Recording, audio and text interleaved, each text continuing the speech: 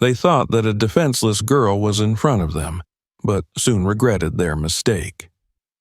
Subscribe to not miss the new video. Write in the comments where you're watching from.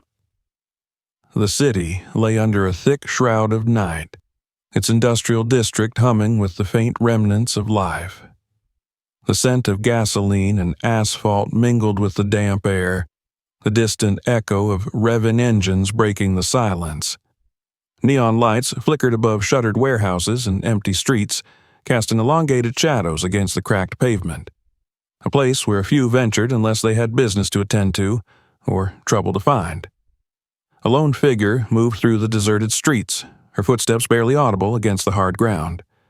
She walked with a measured pace, neither hurried nor sluggish, exuding an air of quiet confidence. The woman was tall, her frame lean but powerful, her movements fluid, efficient, and controlled. Dressed in a dark jacket, tactical pants, and sturdy boots, she blended into the city's muted colors, another shadow in the night. Her blonde hair was pulled back into a tight ponytail, revealing a face devoid of expression, neither tense nor relaxed, just still. She had the presence of someone who belonged yet did not linger. Someone who observed everything and revealed nothing. Her name was unknown to those who did not need to know it. To the world, she was just another nameless drifter, a woman who never stayed long in one place. But to those who worked in the shadows, she had a reputation. Some whispered her name in fear, others in admiration, but all understood one truth: she was not someone to cross. A former operative, trained in the art of war, she had walked away from the military's chains, but not from its discipline. She had spent years honing her craft, refining every movement into instinct, every reaction into muscle memory. Combat was not a challenge for her, it was a language, one she spoke fluently. The city's night was quiet, save for the occasional hum of a passing vehicle or the distant bark of a stray dog. Most respectable people had long retreated into their homes, leaving the streets to those who thrived in the dark. She did not flinch at the sound of footsteps trailing her from a nearby alley, nor did she turn when a shadow moved from one doorway to another. These were things she noticed without needing to react. Awareness was a constant state for her, one that required no effort. Ahead, the street opened into a wider lot, a space where broken streetlights flickered above a row of garage complexes. The ground was stained with oil, the faint scent of burnt rubber lingering in the air. A group of men stood gathered around a cluster of motorcycles, their voices carrying through the night. 7 of them, dressed in leather jackets bearing the emblem of a snarling wolf. They spoke in deep, confident tones, laughing as they passed a bottle between them. Their presence dominated the space. They were at home here, kings of their small kingdom. She noticed them before they noticed her. It was impossible not to. Their laughter was loud, their postures relaxed but imposing. Men who were accustomed to being feared. She had encountered their kind before in every corner of the world. Men who mistook brute force for power, who believed strength was measured by the weight of their fists and the fear in others' eyes. She knew their type as intimately as she knew the weapons she carried, and she knew how easily that confidence could be broken. One of them caught sight of her first. A man with long hair tied back in a loose ponytail, his dark eyes narrowing as he nudged the man beside him. Their conversation paused as heads turned, following his gaze. The air shifted slightly, a ripple of interest passing through the group. She did not break stride, did not acknowledge them beyond a passing glance, but that was enough. The long-haired one grinned, stepping forward slightly, his body language casual but deliberate. Well, well, what do we have here?" His voice was coated with amusement, as if the night had just become more interesting. She did not stop. She did not quicken her pace either. She simply continued walking, her eyes locked on the path ahead. Ignoring them was not an act of defiance, but an assessment. How far would they push? Would they take her silence as disinterest or a challenge? The answer was already forming in their minds, even if they did not know it yet. Another one, stockier with a scar tracing down his cheek, took a step into her path. "Hey, sweetheart, you lost?" The laughter from the others punctuated his words, a chorus of unspoken intentions. Still, she did not respond. She shifted slightly, adjusting her course to step around him, her movements neither hesitant nor rushed. But the moment she did, another body blocked her escape. A wall of leather and muscle, the scent of sweat and alcohol clinging to him. "Where are you going in such a hurry?" The question was more of a statement, a warning laced with amusement. She stopped. Not because they had forced her to, but because she had seen enough. Her eyes flicked briefly across their positions, their stances, the weapons they carried. Chains, a bat, at least 2 knives tucked into belts. 7 against 1. The odds would have seemed impossible to anyone else. To her, they were irrelevant. She set her bag down beside her, a subtle movement, but one that did not go unnoticed. The shift in the air was immediate. They exchanged glances, amusement replaced by something else. They thought she was surrendering. A mistake. The man in front of her, the one who had spoken first, reached for her shoulder, his fingers barely brushing the fabric of her jacket. It was the last mistake he would make that night. The laughter that had filled the air moments before faded into something quieter, something sharper. A tension settled between them, unspoken but tangible. They were no longer playing, though they did not yet realize it. The woman in front of them had not reacted the way they expected. No nervous glances, no quickening breath, no shrinking away. She stood still, her gaze level, her body relaxed in a way that was almost unsettling. It was not the reaction of prey.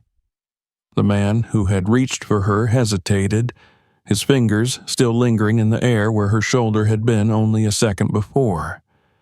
His confidence had not vanished, but there was a flicker of something in his eyes, something unsure. The others shifted around him, watching, waiting. This was the moment that would decide the nature of the encounter. A new voice cut through the silence. "Something wrong, Riggs?" It came from behind the group, deeper and steadier than the rest. A presence that carried weight. The voice of a man accustomed to giving orders, to being obeyed. The others parted slightly as he stepped forward. He was taller than the rest, broader, with a thick frame that carried the unmistakable presence of a man who had spent years establishing himself through force. A scar ran down the right side of his face, stretching from his temple to his jaw, twisting slightly when he smirked. The leader. He looked at her as if he were assessing a new opponent in the ring, his eyes scanning her from head to toe, measuring, weighing. But she could see it in the way he stood, the way he held himself.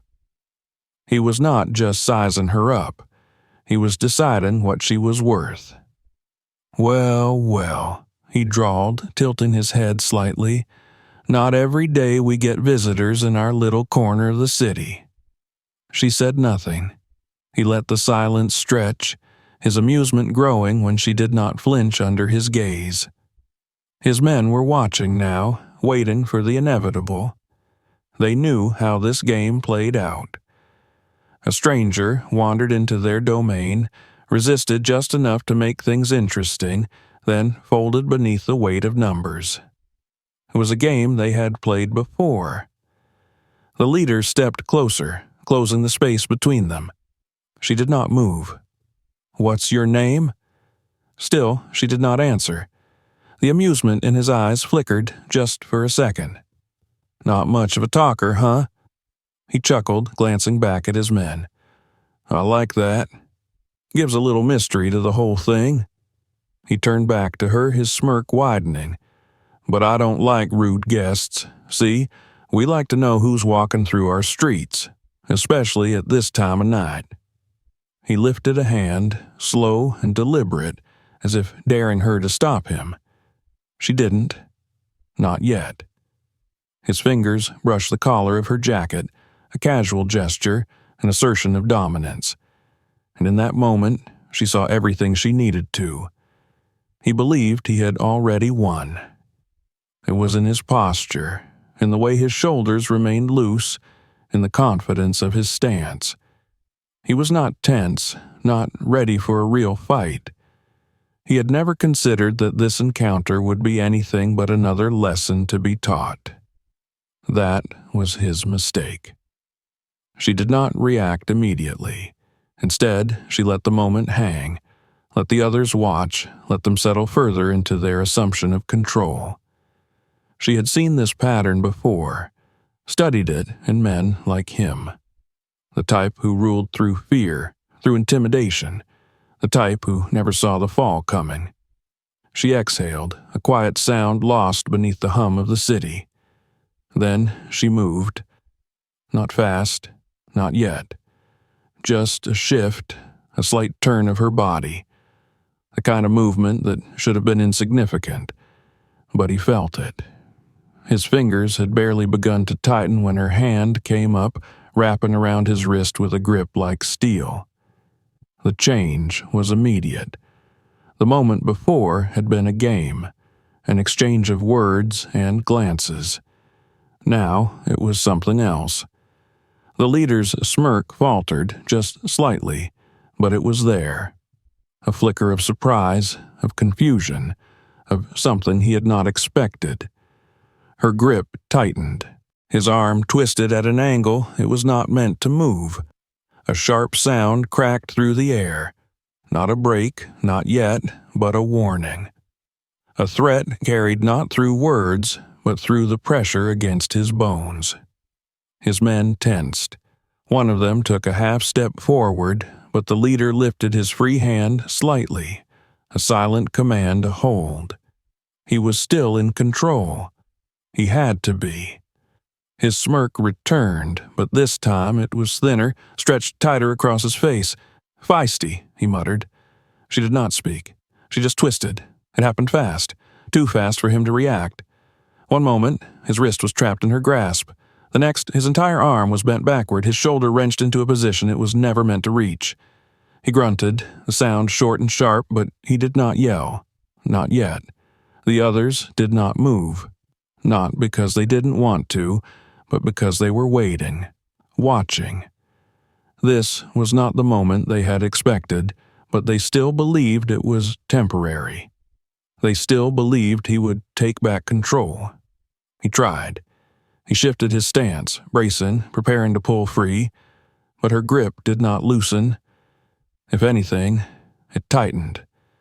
A simple step forward, a shift of her weight, and suddenly he was not standing anymore. The impact was harsh, his back slamming against the pavement with a dull thud. Dust rose around them, the scent of oil and asphalt filling the air. Silence. He blinked, staring up at the night sky. The others had stopped moving. She released his wrist. He did not move to rise. Not yet. The world had shifted, just slightly, but enough. Enough that the laughter from before had vanished. Enough that the easy confidence had drained from the men surrounding them. She straightened, her expression unchanged, her breathing even. The leader exhaled sharply, staring up at her. Then he laughed. It was quiet at first, then deeper, rougher. Not amusement, not entirely. Something else. Something that was almost respect. She did not smile. She did not need to. The others were waiting. They had seen their leader fall, and now they were looking to him, waiting for the command that would dictate what happened next. Would he admit defeat, or would he demand blood? His gaze flickered to his men, then back to her. His hand flexed against the pavement. He made his choice. The laughter died as quickly as it had begun, swallowed by the thick silence that had settled over the lot. The men surrounding her were frozen in place, their bodies tense, shoulders squared. The fall of their leader had shifted the air between them, turning amusement into something sharper, something closer to shock. But disbelief alone wouldn't keep them still for long.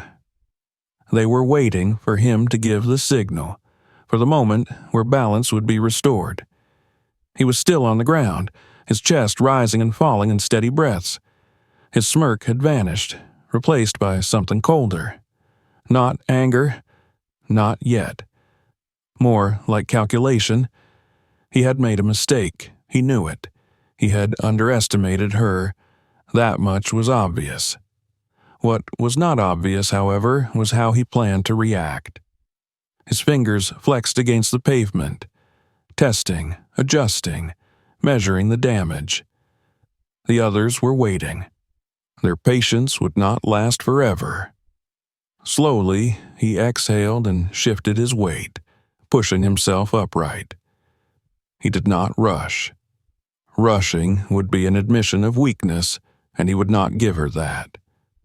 His movements were deliberate, controlled, as if standing up on his own terms could erase what had just happened. But it could not. She saw it in the way his jaw tightened, in the way his eyes flickered with something close to resentment. He had expected to humiliate her, to put her in her place, and now the tables had turned. That did not sit well with a man like him. She had seen it before, in different cities, different countries. The moment when arrogance turned to something else, when a man realized he was not the strongest one in the room. Some took it as a lesson, others took it as a challenge. She had a feeling she knew which kind he was. He rolled his shoulders, cracking his neck, then met her gaze again. "All right," he muttered, his voice steady. That was interesting. He turned his wrist slightly, flexing his fingers. His men were still watching, shifting uncomfortably in place.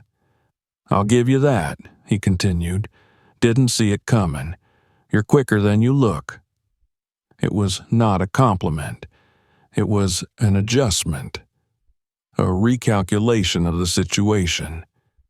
He had expected her to fold, and now he was figuring out what to do with the reality in front of him.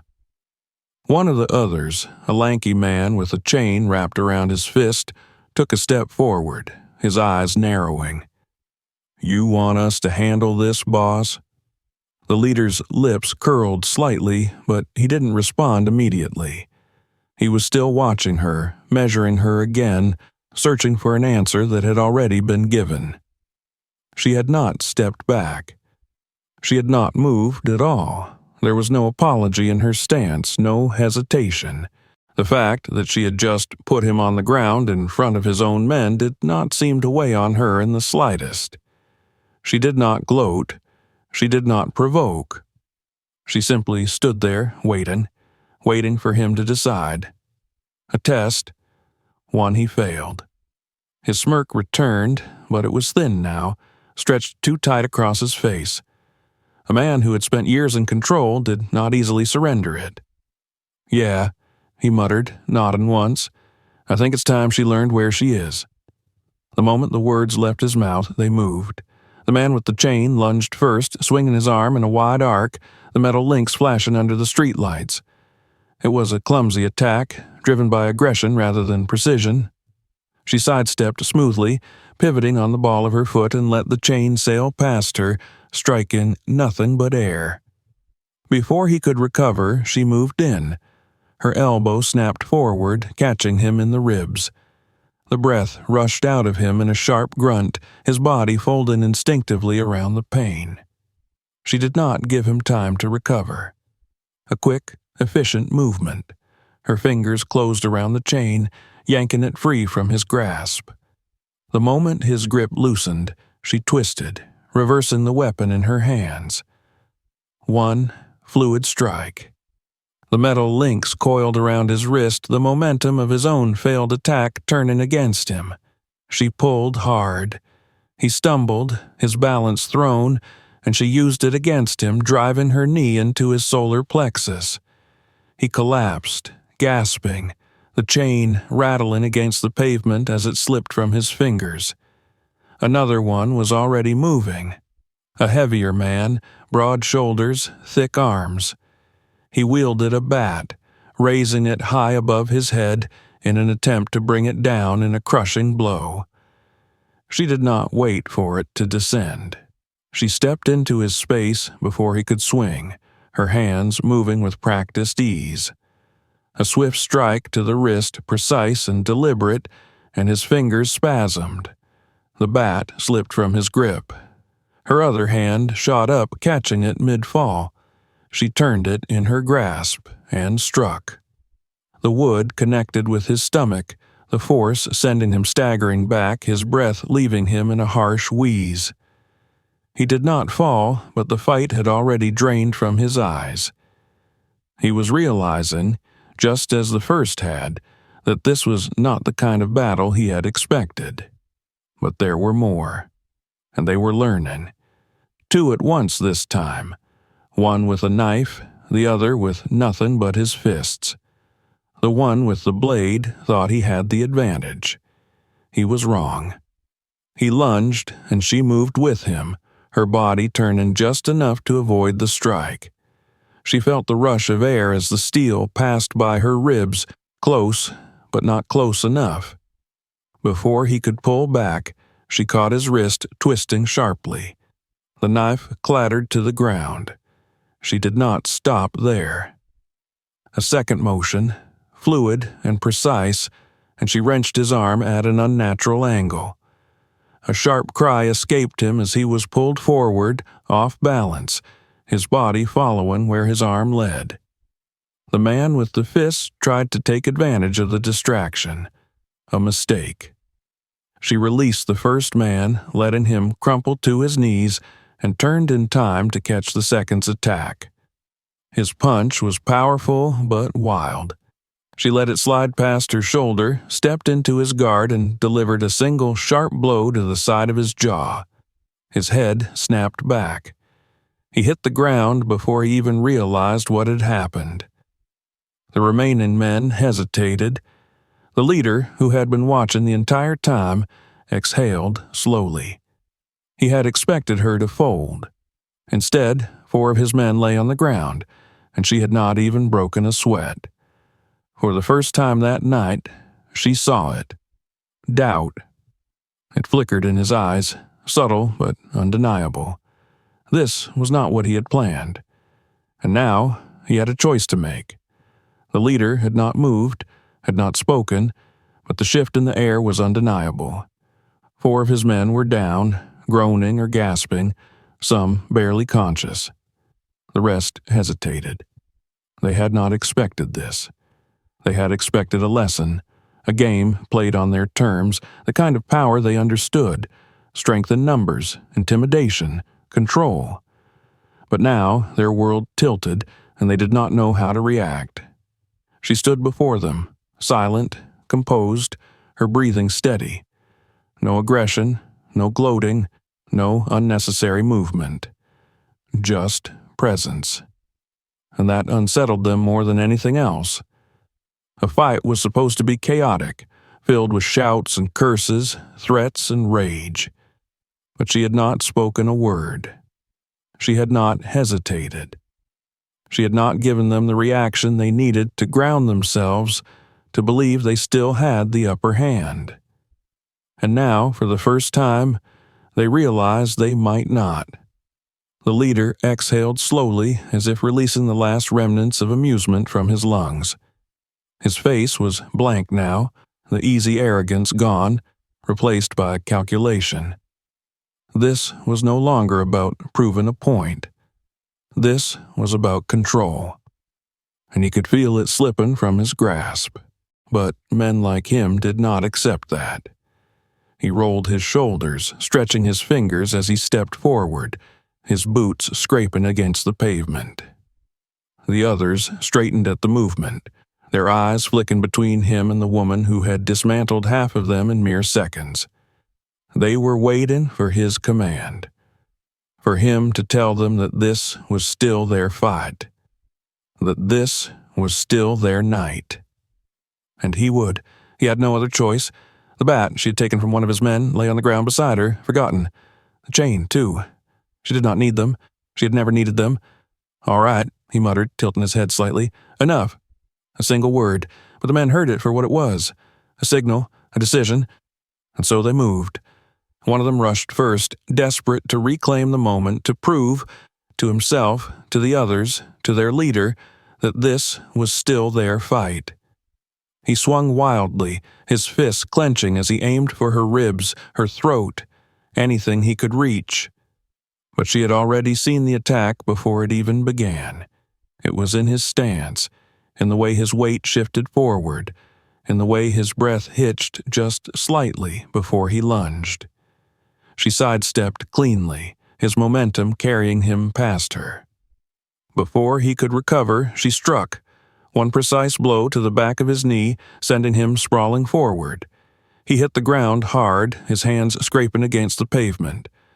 A sharp inhale, a curse, then silence as she stepped past him. Another followed, this one faster, smarter. He aimed low, trying to sweep her legs from under her.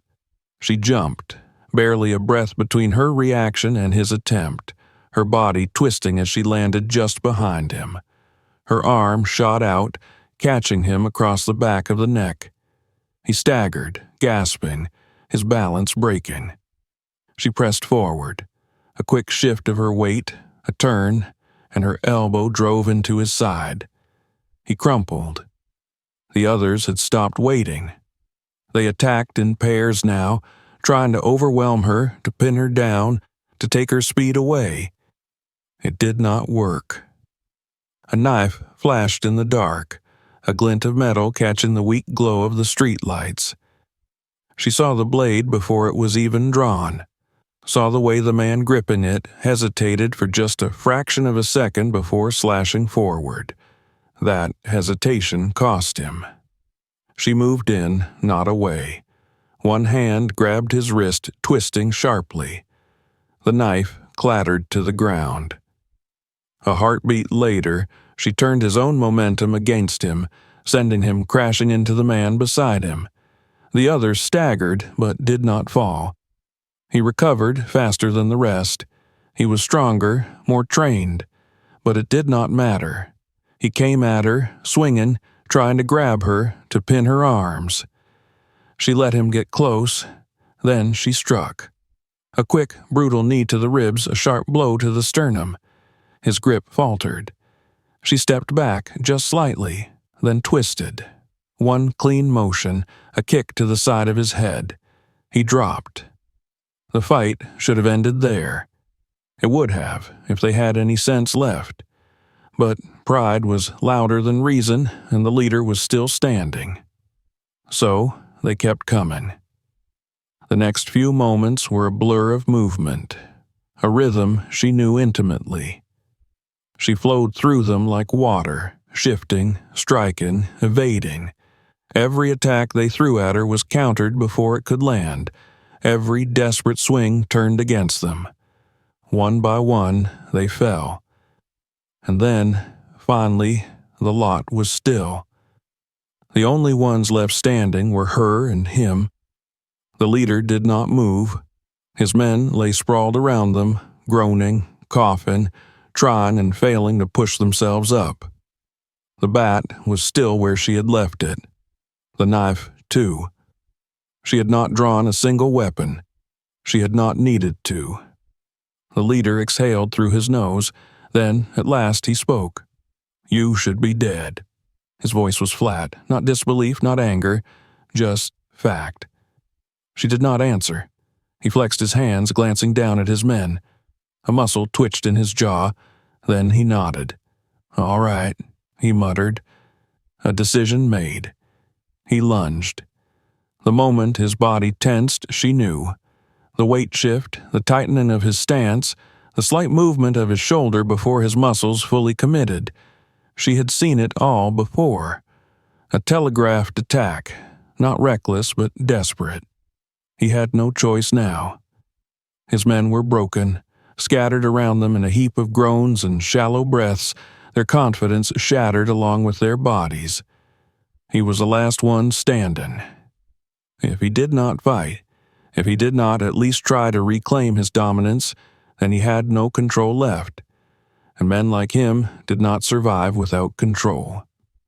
He lunged, fists aimed for her ribs, his movements powerful but unrefined.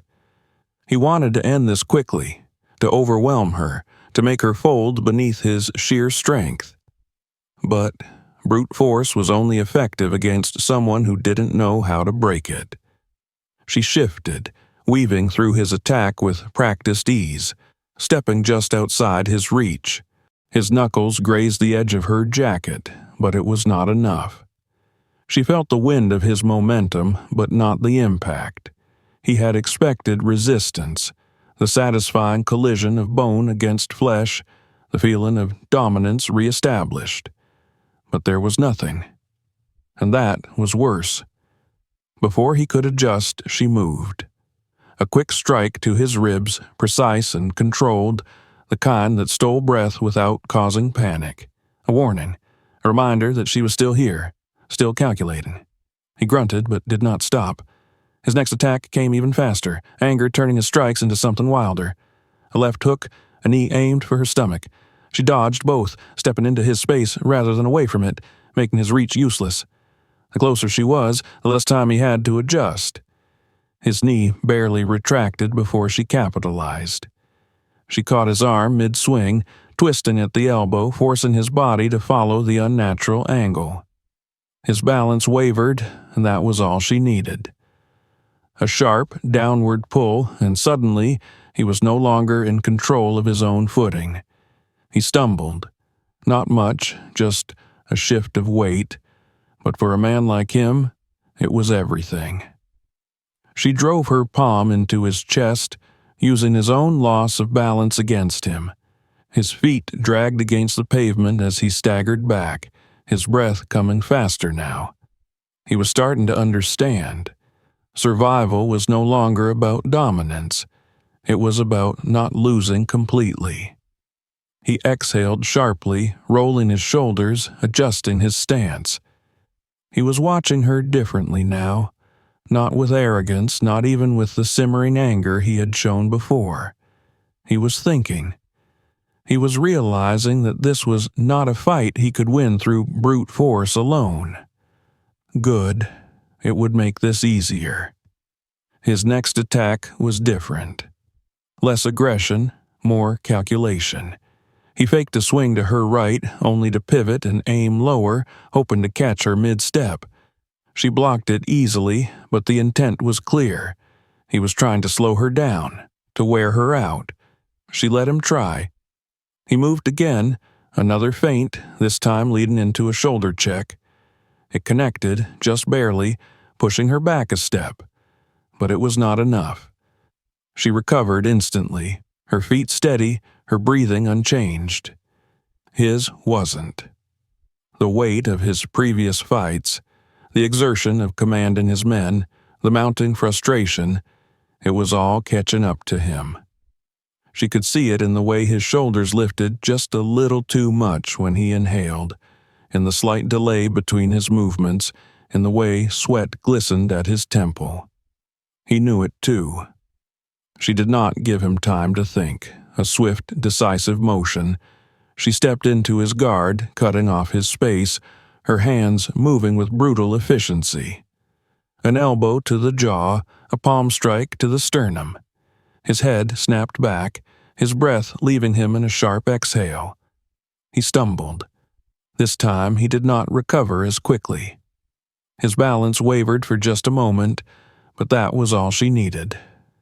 Her next strike sent him to his knees. For the first time that night, he did not immediately try to get up. The lot was silent. She stood over him, her posture unchanged, her breathing slow and even. He knelt before her, one palm pressed to the pavement, the other resting against his ribs. His shoulders rose and fell with each breath, his jaw clenched, his gaze fixed downward. He had lost. There was no denying it now. His men had lost before him, but their defeat had been gradual, a series of miscalculations and failures. His was final. She watched him, waiting. Would he make the smarter choice, or would he force her hand again? The leader exhaled sharply through his nose, shaking his head just slightly. Then he laughed. It was not the same laugh from before. Not the arrogant, careless amusement he had displayed when they had first crossed paths. This one was lower, rougher. A man coming to terms with a truth he did not want to acknowledge. He looked up at her. "You're not just some girl lost in the wrong part of town, are you?" She said nothing. He huffed a breath, running a hand through his hair, wincing as his fingers brushed a sore spot. "You're something else," he muttered, almost to himself. She waited. The decision was his now. Would he take this loss and move on? Or would he do what men like him often did? Double down, call for vengeance, send more after her in the nights to come. For a long moment, he did not move. Then, finally, he pushed himself to his feet. His stance had changed. No longer the looming posture of a man who believed himself untouchable. Now he was simply standing. Not in defiance, not in challenge. Just standing. The others still groaned on the ground, but some were stirring, watching, waiting for him to give them some kind of order. He did not. Instead, he met her gaze once more. Then he nodded. A simple gesture, an acknowledgement. She had won. She did not return it. She turned, retrieving her bag from where she had left it. Behind her, the leader exhaled one last time. Then, softly, almost too low to hear, "You ever need a fight?" She didn't wait to hear the rest. She walked away, leaving him and his men to their silence. She walked without hurry, her pace measured, her breathing still steady despite the fight that had left half a dozen men groaning on the pavement. The weight of her bag settled against her shoulder, a familiar presence, a part of her as natural as the breath she took. She did not look back. She never did. Once the fight was over, it was over. There was no need to linger, no need to gloat. That was a luxury for those who needed to prove something. She never had. The night stretched around her, its silence deeper now, as if even the city itself had paused to absorb what had just happened. The neon lights flickered above the garage complex, casting long, jagged shadows across the sprawled bodies of the men she had left behind. They were not unconscious, most of them at least. Some were trying to sit up, holding on to ribs that ached, jaws that had been struck with just the right amount of force to drop them, but not break them. Their leader stood among them, no longer the towering presence he had been when she first arrived. He had straightened his spine, but something had changed in the way he carried himself. The arrogance was gone, replaced by something harder to define. Not exactly fear, not exactly defeat, but an understanding. He had looked into something tonight that he had not expected. His men watched him, waiting, searching for a reaction that would tell them what came next. None of them spoke. The laughter, the casual threats, the sneering confidence, it had all vanished. The night had given them something they were not prepared for. A lesson, whether they accepted it or not. She did not need to stay to know what would happen next. Some of them would pretend it had never happened, dismissing it as a bad night, a lucky break. Others would nurse their bruises and wonder, for the first time in a long time, what it meant to be truly powerless. And the leader, he would carry this memory longer than any of them. She reached the edge of the lot, the pavement stretching ahead of her into the darker parts of the industrial district. She could hear faint noises in the distance, the occasional car rolling down a nearby street, the distant hum of a train on the tracks. The world continued as it always had. And then, finally, she heard it. A shift behind her. A voice, low but clear. "You're just gonna walk away?" Not a challenge, not even disbelief. Just a question. She stopped. A moment passed, stretched thin by the weight of the night. Then, slowly, she turned her head, just enough to glance over her shoulder. The leader stood a few paces away, his posture no longer aggressive, no longer seeking to impose himself. His lip was split, blood drying at the corner of his mouth. A bruise had already begun to form along his cheekbone. He was still standing, but the fight had drained out of him. His men were still watching. She met his gaze.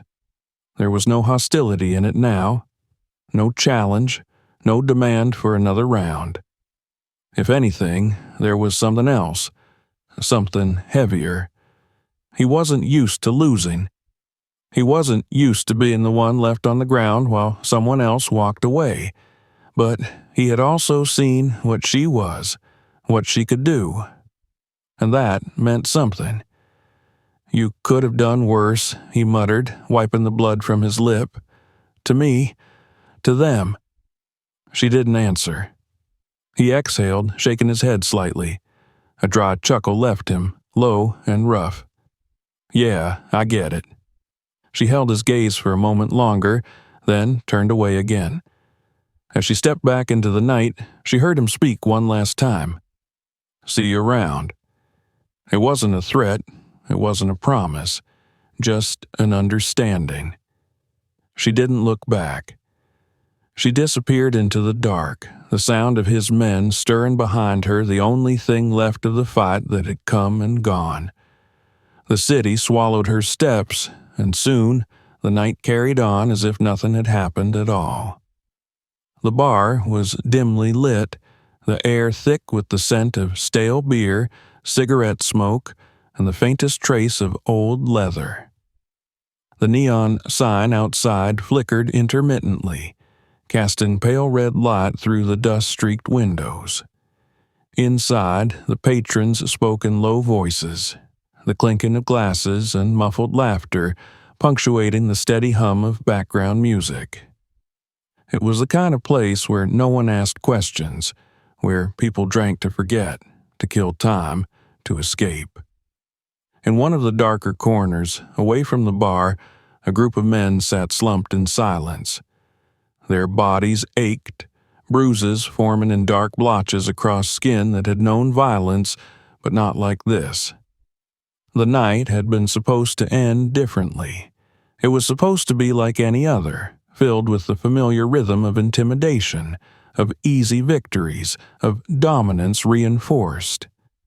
Instead, it had ended with them on the ground. The leader sat at the center of it all, a fresh drink in front of him, untouched. His knuckles were still scraped raw, his ribs throbbing beneath the weight of his own breath.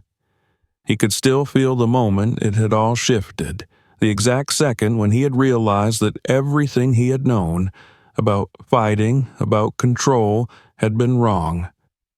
He rolled his shoulder, testing the ache that lingered from where he had hit the pavement.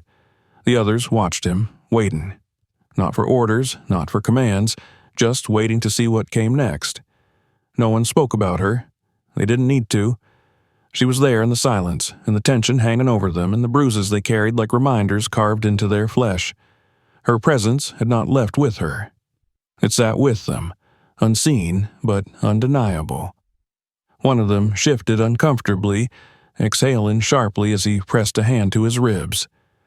"This is bullshit," he muttered. No one responded. The words weren't meant to be answered, just thrown into the void, spat out like venom that had nowhere else to go, but they all felt it. the lingering weight of something they did not quite know how to name. Anger? Maybe. Humiliation? Definitely. Fear? No, not fear. Something else. Something worse. A reminder. The leader exhaled slowly, leaning forward, elbows resting against the table. His fingers traced the rim of his glass, his expression unreadable.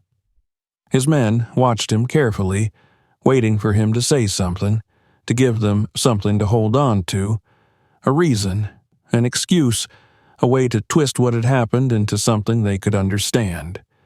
But he had nothing to give them. Finally, one of them spoke. What now?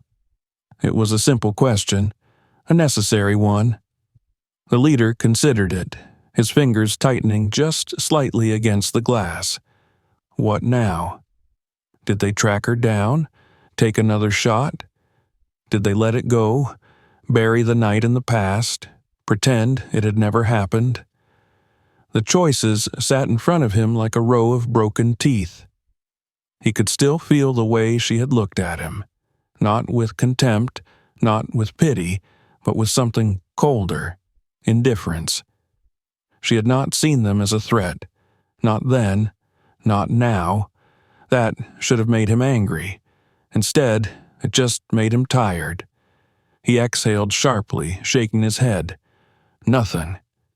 The others tensed at the word, eyes snapping toward him, searching for meaning. Nothing? One of them echoed, voice tight, confused. That's it? He looked up at them then, gaze steady, unmoving. You think going after her again changes what happened? His voice was quiet but firm. You think that's going to put us back on top? The silence stretched between them, thick with something heavy, something dangerous. Then, finally, someone scoffed.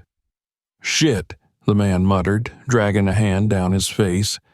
I can't believe this. The leader just shook his head. He didn't care if they believed it or not. They would eventually. One by one, they would come to understand. The world was bigger than they had thought, and so was she. He lifted his drink and took a slow sip, letting the burn settle in his throat. No one spoke after that. There was nothing left to say. The night was still young, though the weight of it settled over the city like a heavy hand, pressing into the spaces between buildings, creeping into alleyways where the light did not reach. The hum of neon signs and the distant roar of engines filled the air, blending with the occasional bark of a strayed dog or the muffled voices of people who did not belong to this part of town. It was a world that never truly slept, only shifted, moving from one form of life to another as the hours stretched on. She walked through it without hurry, her pace steady, unbothered. The fight was behind her now, another encounter added to the long, quiet history written across her body in scars and muscle memory. She did not dwell on it. That was not how she functioned. A fight was a fight. Whether it had ended in seconds or dragged on through pain and exhaustion, it always ended the same way. And then she moved on. The cold air pressed against her skin as she crossed an empty street, stepping past the glow of a flickering street lamp. The bag at her side was light. She traveled that way, carrying only what she needed, discarding anything unnecessary. There was no room for excess in her life, no patience for clutter. She had spent years learning how to move without attachment, how to keep only what mattered. A few streets away, a bar door swung open, spilling laughter and music into the night before slamming shut again. She didn't turn toward it. There was nothing there for her. Her destination was already set. A small apartment, tucked away in a part of the city where people didn't ask questions. It was not home. She did not have one of those.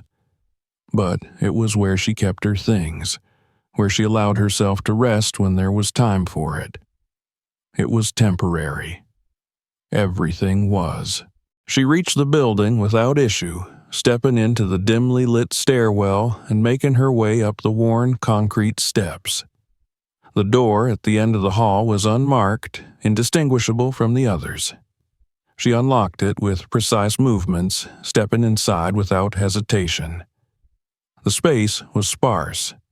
A bed, a table, a chair, a small kitchen she barely used. There was a shelf against one wall, but it held no decorations, only books and a few neatly arranged knives, their blades reflecting the dull glow of the overhead light. A laptop sat closed on the table, waiting. She locked the door behind her, dropping her bag onto the chair before crossing the room. Her hands moved automatically, rolling her shoulders, stretching muscles that still held the ghost of the fight. There was a small mirror above the sink. She caught her reflection briefly. Hair slightly disheveled, a faint bruise forming along her jaw. She had taken worse. She turned away, pushing up the sleeve of her jacket to check the thin scratches on her forearm. Minor. Nothing that required attention. Then, finally, she moved to the table and flipped open the laptop. The screen glowed in the dim room, casting shadows across her face as she pulled up the message that had been waiting for her. A new job, a new target, a new reason to step back into the dark. She scanned the details quickly. Names, locations, instructions. It did not matter who they were, not really. Only that they were next. She closed the laptop and leaned back slightly, exhaling as she let the silence settle around her. Another night. Another fight waiting to happen. She would be ready. She always was. If you enjoyed this video, make sure to subscribe so you don't miss what's coming next. Watch more videos to dive deeper into the action, and share this one with others who might like it too.